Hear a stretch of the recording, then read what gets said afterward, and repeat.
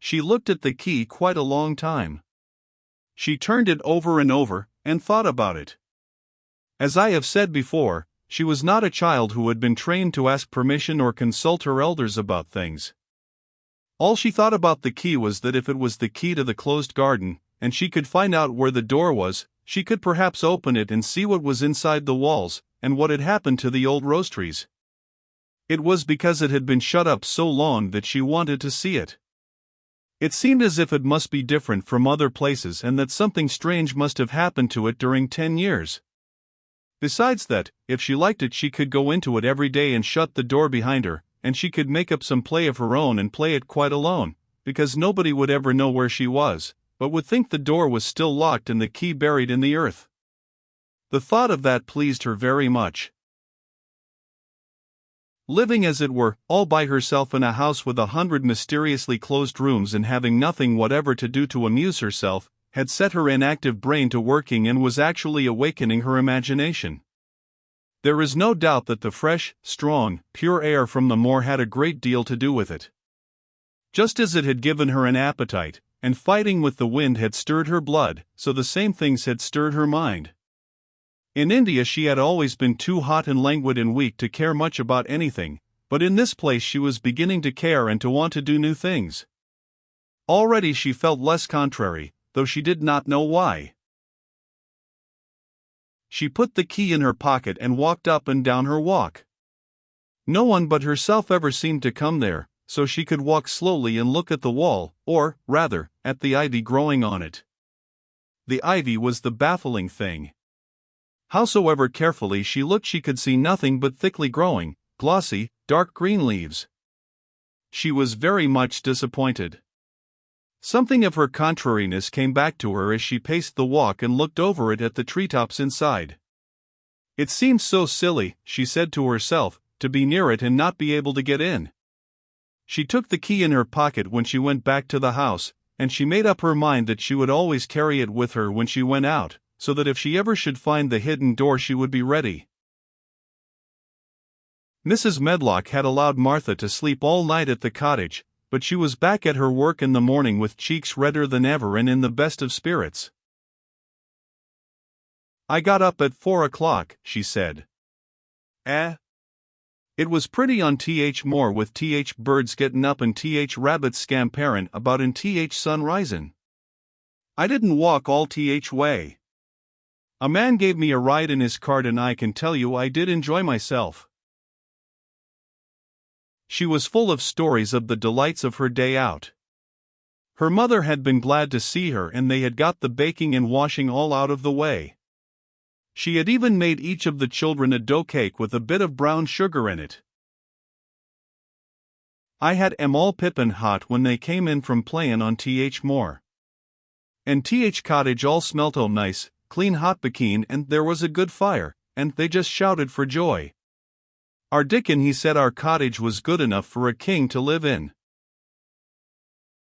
In the evening they had all sat round the fire, and Martha and her mother had sewed patches on torn clothes and mended stockings, and Martha had told them about the little girl who had come from India and who had been waited on all her life by what Martha called blacks until she didn't know how to put on her own stockings. They did like to hear about you, said Martha. They wanted to know all about th blacks and about th ship you came in. I couldn't tell them enough. Mary reflected a little. I'll tell you a great deal more before your next day out, she said, so that you will have more to talk about. I dare say they would like to hear about riding on elephants and camels, and about the officers going to hunt tigers. My word, cried delighted Martha. It would set 'em clean off their heads. Would they really do that, miss? It would be same as a wild beast show like we heard they had in York once. India is quite different from Yorkshire, Mary said slowly, as she thought the matter over. I never thought of that. Did Dickon and your mother like to hear you talk about me? Why, our Dickon's eyes nearly started out o' his head, they got that round, answered Martha. But mother, she was put out about your seaman to be all by yourself like. She said, "Hasn't Mr. Craven got no governess for her, nor no nurse?" And I said, "No, he hasn't, though Mrs. Medlock says he will when he thinks of it, but she says he mayn't think of it for 2 or 3 years. "I don't want a governess," said Mary sharply. "But Mother says you ought to be learnin' your book by this time and you ought to have a woman to look after you," and she says, "Now, Martha, you just think how you'd feel yourself, in a big place like that, wanderin' about all alone, and no mother. You do your best to cheer her up," she says, and I said I would. Mary gave her a long, steady look. "You do cheer me up," she said. "I like to hear you talk." Presently Martha went out of the room and came back with something held in her hands under her apron. "What does thee think?" she said, with a cheerful grin. "I've brought thee a present." "A present?" exclaimed Mistress Mary. "How could a cottage full of 14 hungry people give anyone a present?" "A man was drivin' across the moor peddlin'," Martha explained.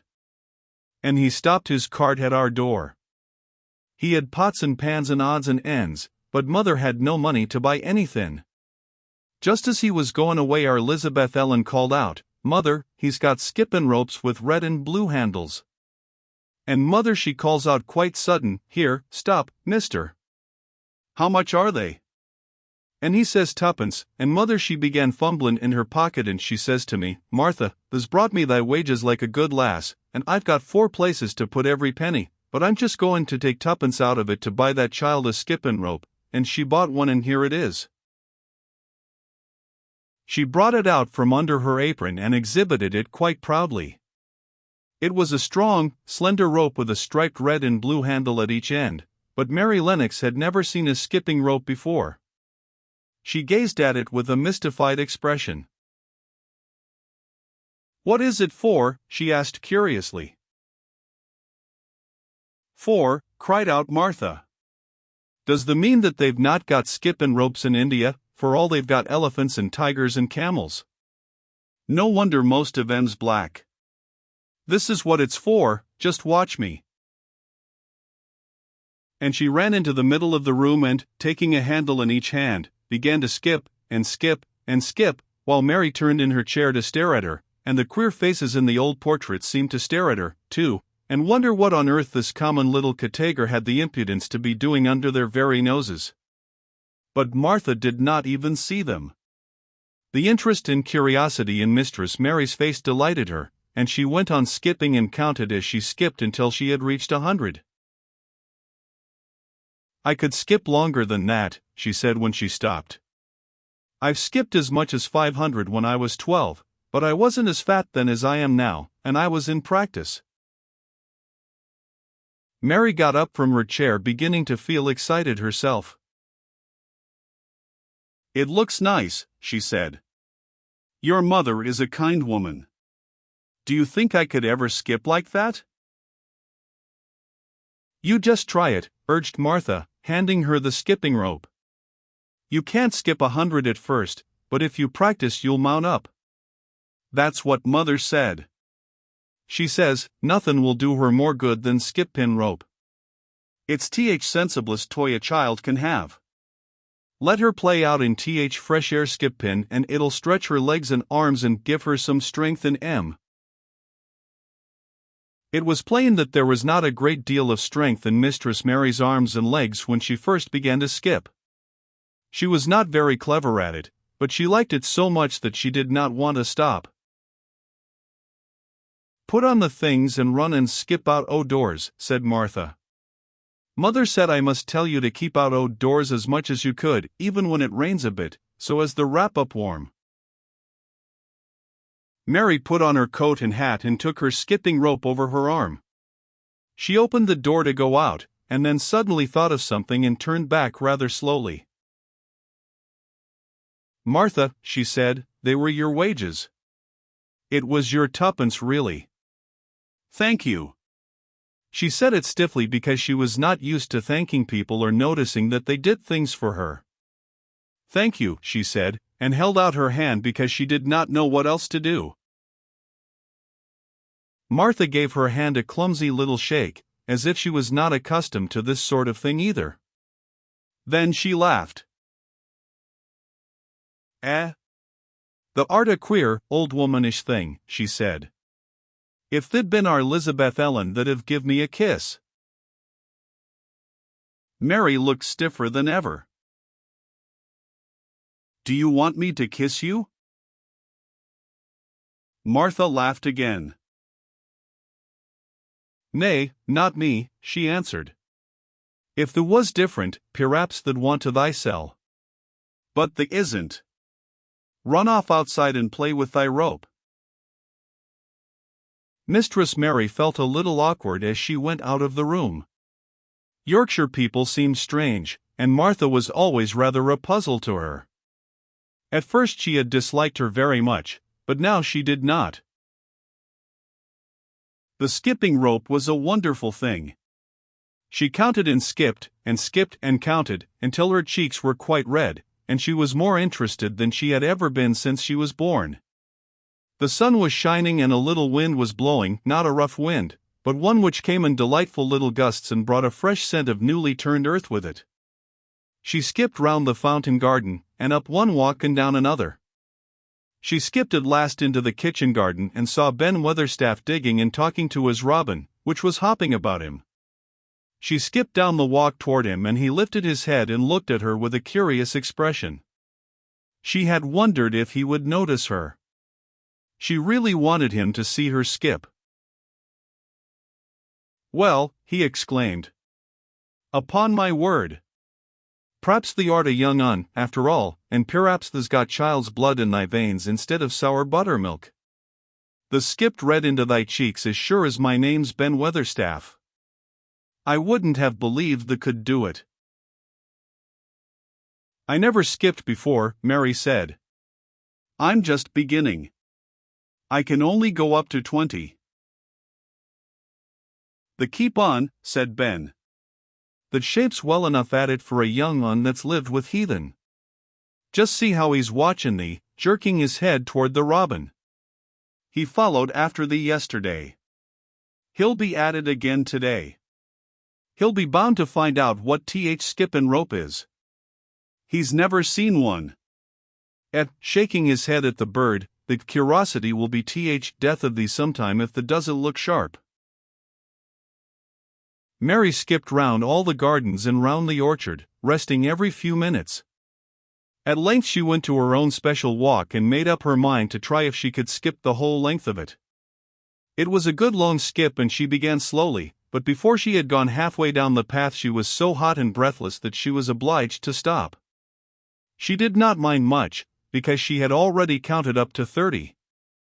She stopped with a little laugh of pleasure, and there, lo and behold, was the robin swaying on a long branch of ivy. He had followed her and he greeted her with a chirp. As Mary had skipped toward him she felt something heavy in her pocket strike against her at each jump, and when she saw the robin she laughed again. "You showed me where the key was yesterday," she said. "You ought to show me the door today, but I don't believe you know."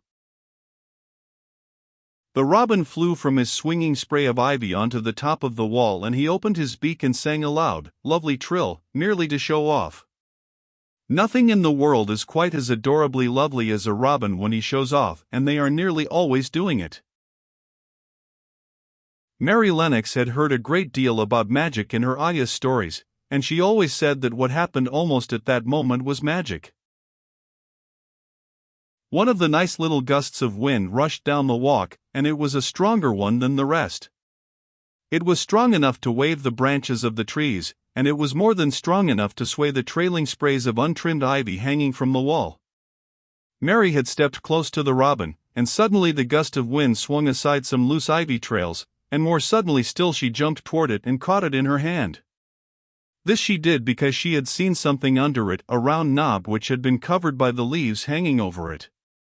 It was the knob of a door. She put her hands under the leaves and began to pull and push them aside. Thick as the ivy hung, it nearly all was a loose and swinging curtain, though some had crept over wood and iron. Mary's heart began to thump and her hands to shake a little in her delight and excitement. The robin kept singing and twittering away and tilting his head on one side, as if he were as excited as she was. What was this under her hands, which was square and made of iron, and which her fingers found a hole in? It was the lock of the door, which had been closed 10 years, and she put her hand in her pocket, drew out the key and found it fitted the keyhole. She put the key in and turned it. It took 2 hands to do it, but it did turn. And then she took a long breath and looked behind her up the long walk to see if anyone was coming. No one was coming.